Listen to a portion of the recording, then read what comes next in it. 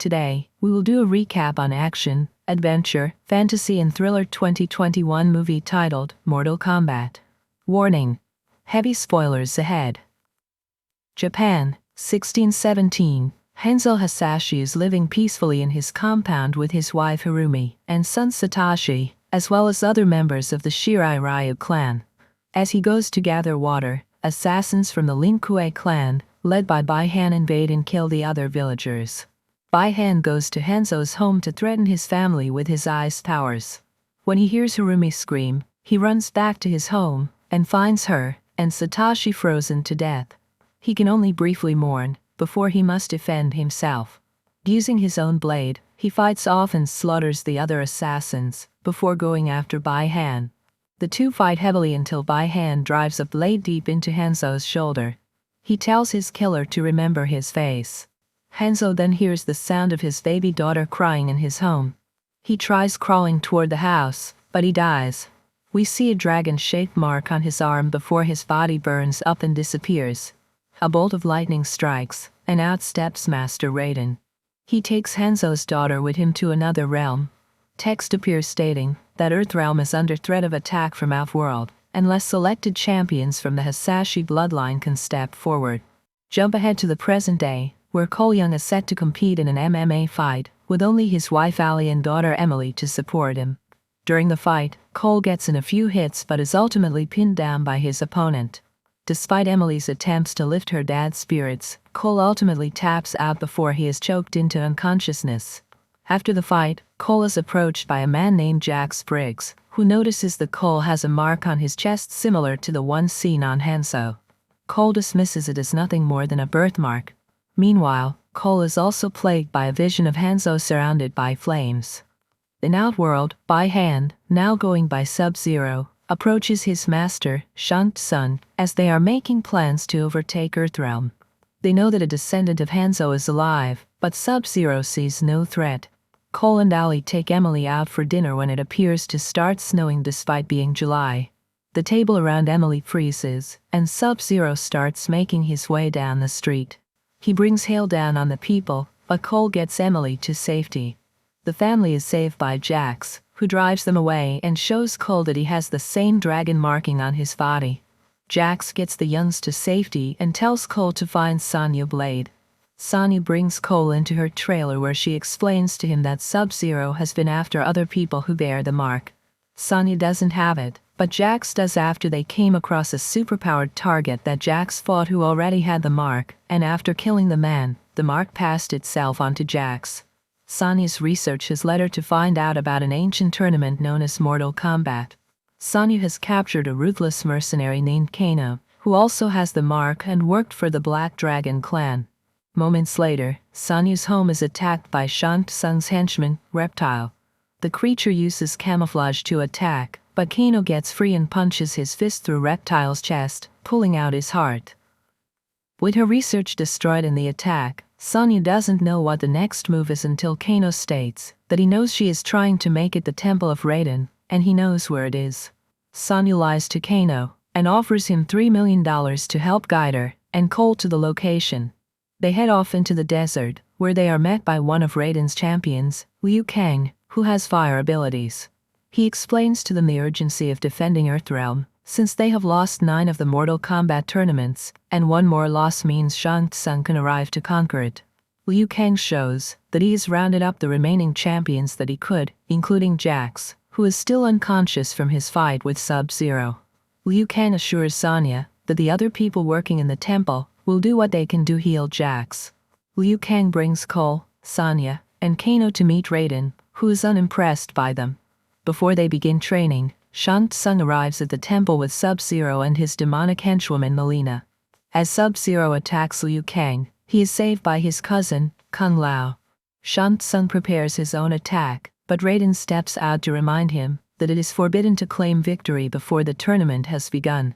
He then creates a force field around the temple to prevent the Outworld villains from continuing their attack, forcing them to leave. Liu begins to train the champions by helping them unlock their inner power, or arcana, which is why he has fire powers, and Raiden has lightning powers.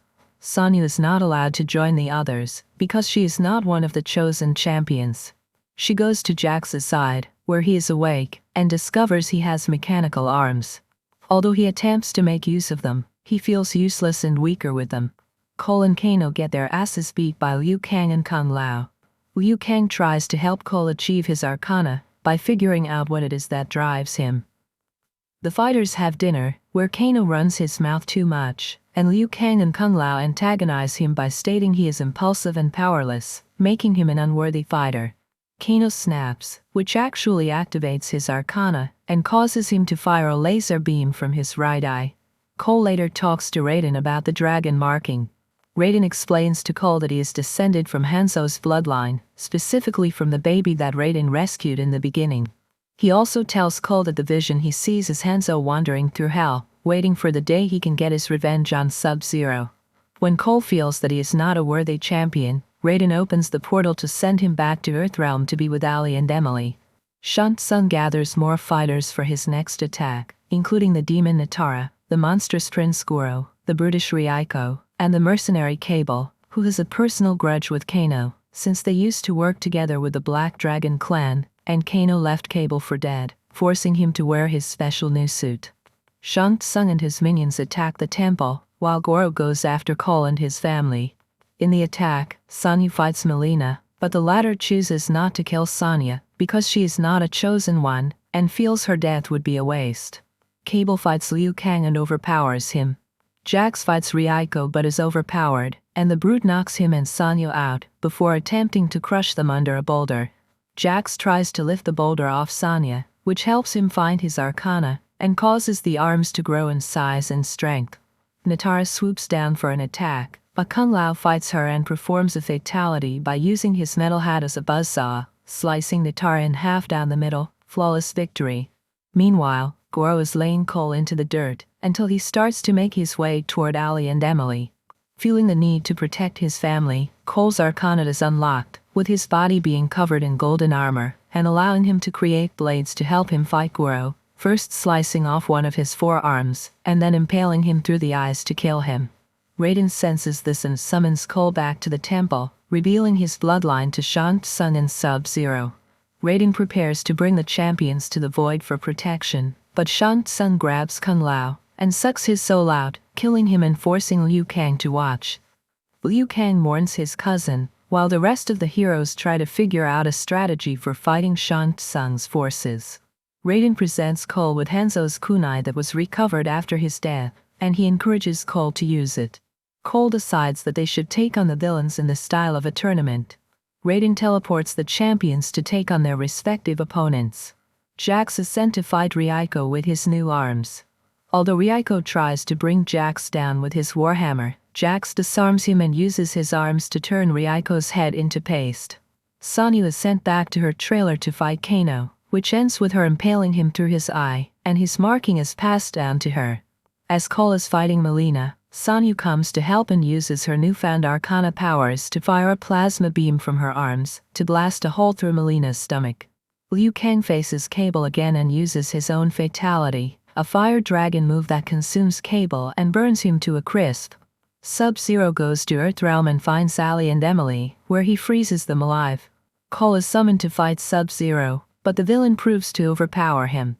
When Cole's blood touches the kunai, this brings Hanzo back from hell, where he is revived as Scorpion. He returns to battle his nemesis with Cole's help. Scorpion uses his heat to revive Ali and Emily, before managing to trap Sub-Zero, and use his own fire powers to burn Sub-Zero to death. Before going back, Scorpion thanks Cole for freeing him and asks him to keep his bloodline alive. Shang Tsung appears once more to retrieve the bodies of his fighters, meaning they may be brought back to life, but Raiden banishes him back to Outworld. Raiden then tells his champions that they are victorious, but they must gather more fighters for when Shang Tsung plans his next attack. Cole is at the gym where he normally fights and tells the promoter he is finally quitting and going to Hollywood. When asked what's in Hollywood, Cole says not what. Who? The camera then pans over to show who Cole is looking for. Superstar fighter Johnny Cage.